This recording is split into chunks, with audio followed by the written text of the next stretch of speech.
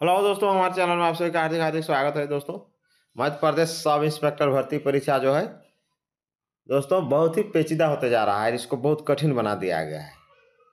ये जो MPPSC यानी मध्य प्रदेश का जो लोक सेवा आयोग में जो भी भर्तियां होती है 3 ही चरण में होती है, उससे भी इसको टफ बना दिया गया है। देखिए कैसे कैसे भर्तियां आती है। दूसरा, मुख्य परीक्षा में भी नेगेटिव मार्किंग का प्रावधान। और ये भर्ती प्रक्रिया जो है 4 चरण में होगी। 4 चरण में पहला पीटी, उसके बाद मुख्य परीक्षा, फिर पीईटी यानी फिजिकल एफिशिएंसी टेस्ट, शारीरिक दक्षता परीक्षा, फिर इंटरव्यू। टोटल जो है 850 मार्क्स का होगा। 850, 100 पीटी, 600 मेन, 100 फिर पीईटी यानी फिजिकल एफिशिएंसी टेस्ट, और 50 जो है इंटरव्यू। इस तरह इसको इतना टफ और इतना पेचीदा बना दिया गया है।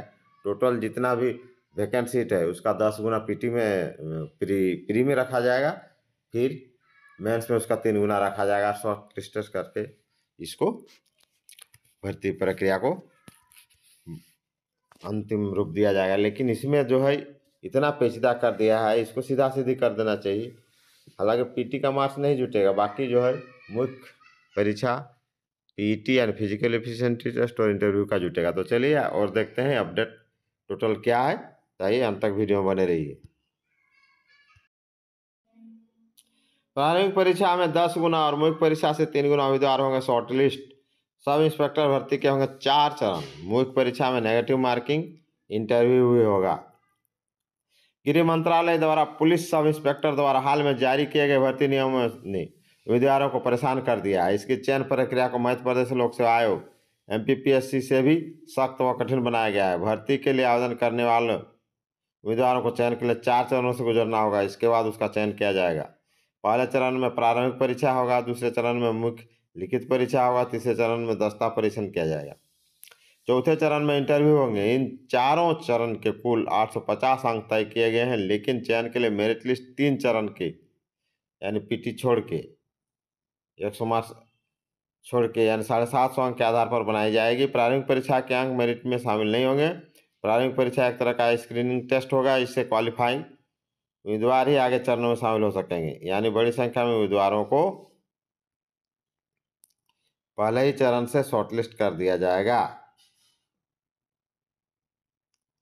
नए नियम के अनुसार प्रारंभिक परीक्षा में प्राप्त किए गए अंकों के आधार पर गैर तकनीकी पदों, सूबेदार, उप निरीक्षक आदि के लिए अलग अलग मेरिट लिस्ट तैयार किए जाएंगे, जिसमें विज्ञापित पदों की संख्या से 10 गुना अधिक उम्मीदवारों का चयन किया जाएगा। दूसरे चरण की मुख्य परीक्षा और तकनीकी परीक्षा में प्राप्त अंकों के आधार पर विज्ञापित पदों से 3 गुना अधिक अभ्यर्थियों को शारीरिक दक्षता परीक्षण और इंटरव्यू के लिए बुलाया जाएगा। खास बात यह है कि मुख्य परीक्षा में नेगेटिव मार्किंग भी होगी।